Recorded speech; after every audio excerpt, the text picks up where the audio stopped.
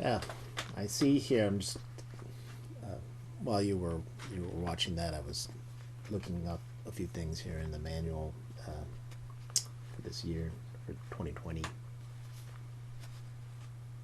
It says here, chickens are a domesticated species, and they don't seem to have a clue about what is in store for them, those dummies. But they evolved from something that grew wild and lived in nature, didn't they? Isn't all domesticated creatures, don't they evolve, or they came from the wild? They came from the wild, no doubt. So they evolved from something that grew wild and used to live in nature before taking up residence with us humans. From those beginnings, roosters make their calls according to instincts instilled in them by nature. Don't you agree? You can see the carryover according to Harrison here. These are Harrison's notes, not mine. From the language of the wild, still in the creatures that we have bent to our own will, making them tame.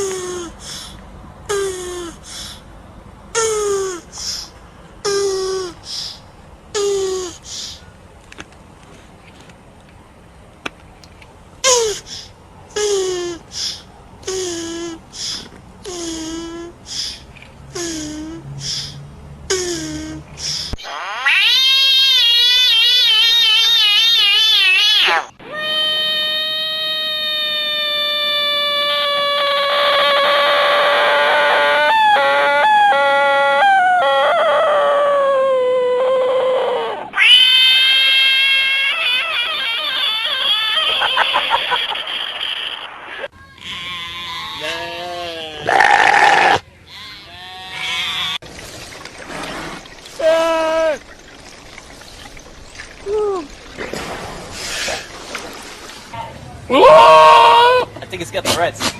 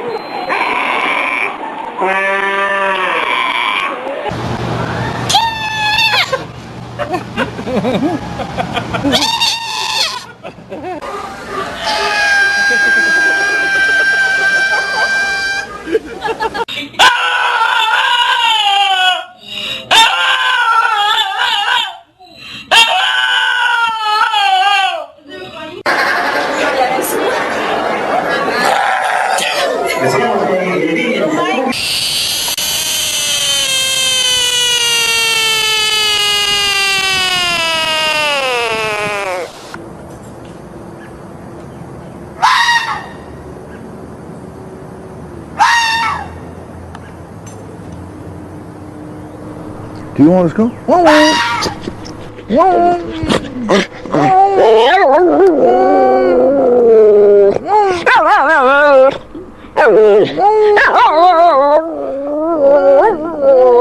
Come on, sing for me. Come on, sing for me.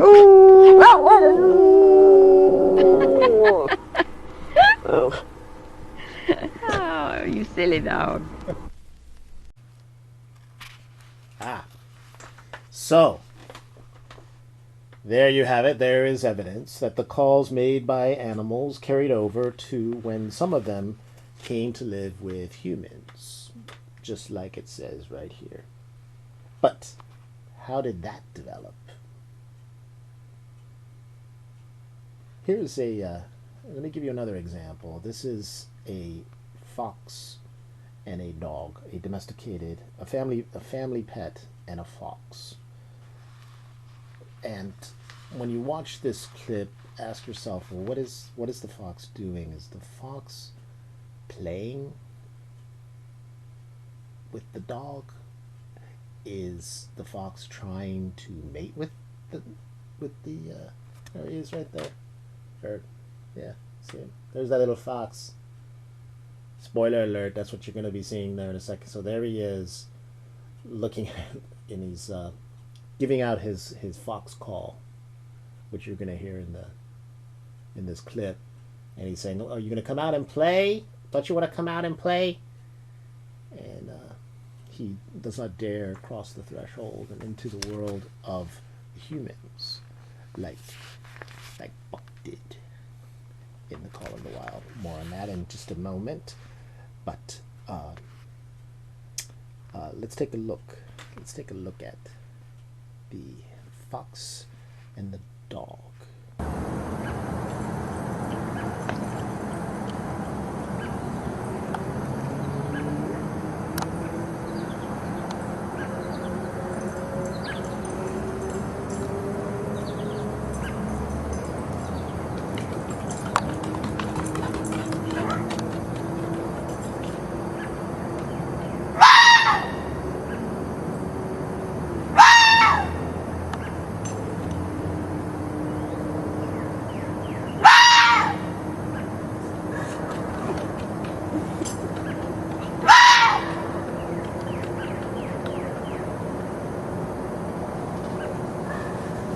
So what do you think? It seems like, from looking at that clip, the scream of that fox comes naturally for him. But what is it that he laments? Is he asking for the dog to be allowed to come back out and play? Does he pine for the dog to join him, to become his mate? Or is this just a reflexive noise made by a wild animal that really doesn't mean anything? The animal's confused and it's just making noise. It doesn't mean anything, not even to him. I challenge you to take another look at that video and see that as such. Okay, the next scene you're gonna I'd like to play for you, and this is gonna be a long scene, but it's worth it. It's worth it. It's a here's a wolf. A wolf. That's the end of the clip right there. It's worth just taking a moment. The wolf is thought to howl at the moon. That's another part of our conception of animals and how they behave, and their call of wild animals, or any animal. A wolf in particular, is she howling at the moon? That's the fox, forget that one. But is the wolf in this clip you're about to watch and listen to howling at the moon? Is it like a werewolf or something? Take a closer look. Unlike a rooster who howls at this, or crows, or makes a noise when the sun rises, a wolf does its thing when the moon is full and it rises in the sky. And that's what that means, or that's our idea of it. But I defy you to think of it that way when you watch this.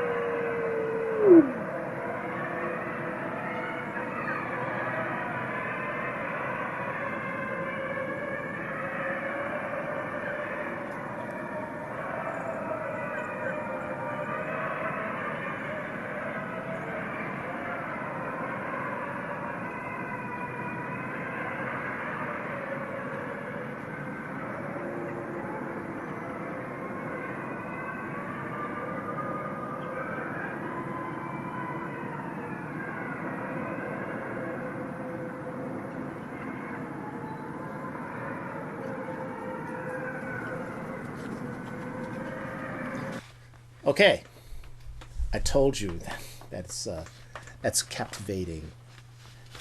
It's a captivating piece of nature that gives you a little more insight, maybe, into what is going on when you hear an animal make a sound.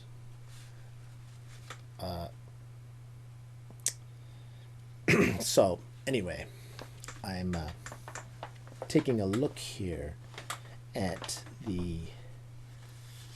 at Harrison. I was trying to find a notation in here. Maybe it's in the next one, 2021. Trying to find that part where Harrison, not George Harrison, Harrison, my mentor, first introduced the book Call of the Wild by Jack London to me. I know it was early on. It was one of the first books that he had lent to me from his library. It had a important impact on me, and I'm told that the producers were aware of that, and they have likened 2020 to the Call of the Wild by Jack London, and then that may seem somewhat strange. There's a lot in 2020, but Call of the Wild has a lot of significance for me, and there are some elements of it that I think are germane to today's discussion. Like I said, I couldn't find it in the manuals here. I did see some information. The Buck, who is the main protagonist in Call of the Wild, was invited into the world of the humans. He eventually is invited back to the wild to live once again in nature, and that invitation by the wolves living out there in the wild was eventually accepted by Buck. And when he accepted that invitation, he never looked back at the harsh human world that he gladly left behind. I search for a place I might feel find it.